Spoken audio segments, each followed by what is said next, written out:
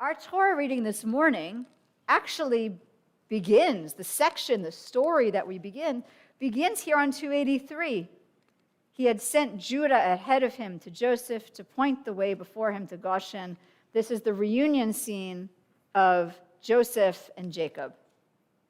So here we're reading the tail end of a scene that begins with Judah, right? Joseph has sent the brothers back, go bring me my father, go bring me. And they go back and they tell Yaakov that Joseph is alive. And here, this is still that story, right? That they come and Yaakov sends Judah ahead of him to Joseph to point the way before him to Goshen. They come before him, father and son embrace. And he says, now I can die, having seen for myself that you are still alive. Then Joseph says to his brothers and his father's household, I'll go up and tell the news to Pharaoh.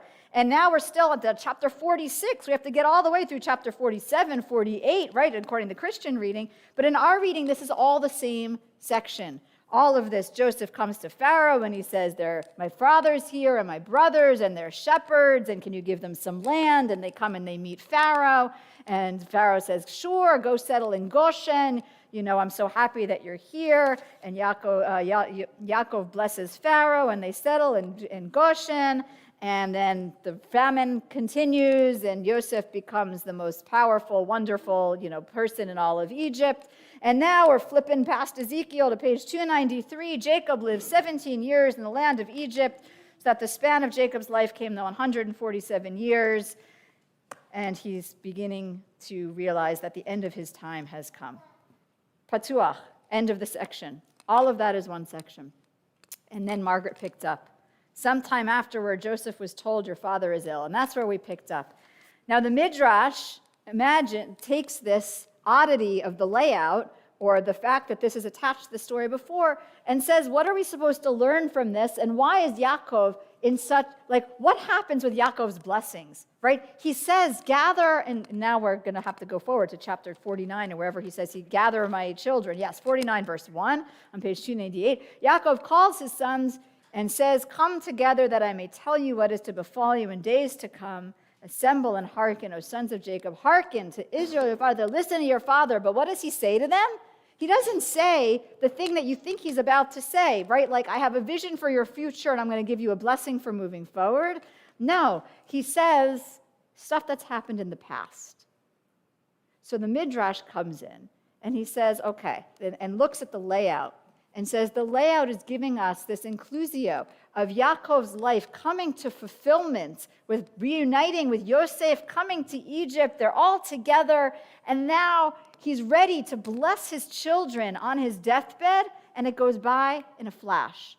And the Midrash says he has a moment of revelation about their future. Come together that I may tell you what is to befall you in days to come, and then he loses it.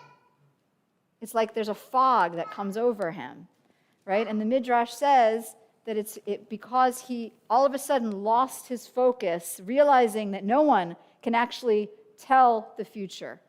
And the Midrash teaches us that no one can tell the future. What an interesting message for us as we stand here at the end of one secular new year, right? And the beginning of a new one. At the end of a book of Torah and the beginning of a new one. And in this moment of Jewish history where we really don't know what is going to happen. Like, we really can't see the future for the Jewish people and for Israel right now. It feels really, really complicated, foggy, and cloudy.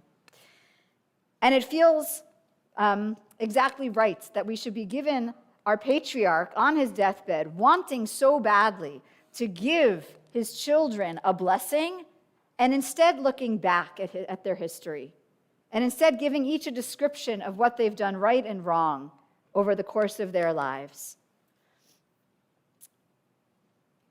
I want to share some of the words of Professor Ismar Shorsh, the former chancellor of the Jewish Theological Seminary.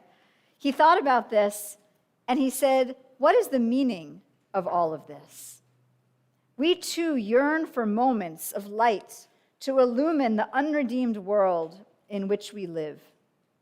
At times of terrifying transition from life to death, from one millennium to another. He's writing in 1999, right? We peer desperately ahead into a beclouded future. This delicate midrash strikes a sober note, which is part of a larger rabbinic agenda, not to speculate about things far beyond our ken. Even a figure as close to God as Jacob, on the threshold of life eternal, could not penetrate the veil that conceals what awaits us. We are better served by reflecting on the lessons of things past. And so Jacob slips into pondering the import not of his family's future, but of his family's turbulent history. I feel like we are in this moment. I sat this week at somebody's dining room table, and somebody else around the table said, wait, I'm so confused about Israel, and just, Rabbi, could you quick take me through how we got here, right? And it was like, yes, we need to remember our history. And without looking back at our history to understand the context for what is happening, we certainly will not be able to figure out our future.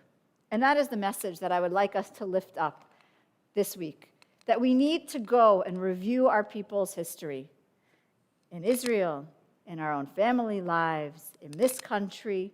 And the more history that we can learn, not through Instagram, right, but through actual history books written by scholars and people of understanding and wisdom, that is perhaps what we are to learn from this parsha, that by looking back, we will actually be able to step into a future that we ride into together.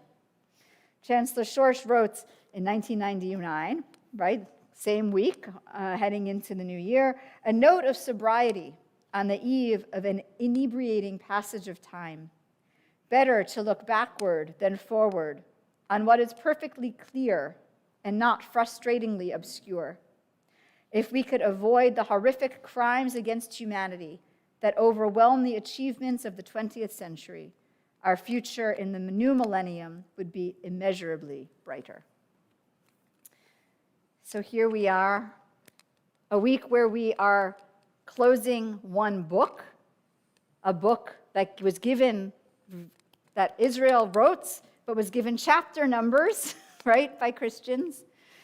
In a week where we live in Jewish time, reading our Parsha here on Shabbat, but are also riding through secular time given to us by a Western society, which tells us that a new year begins. And in this moment of Jewish history, where we are living with deep caring for the Jewish futures unfolding in a world which has other agendas too, I hold this lesson up for us, that we should take this year, this week, this moment to learn from our history and to use that to march into a bright future. Amen. Amen.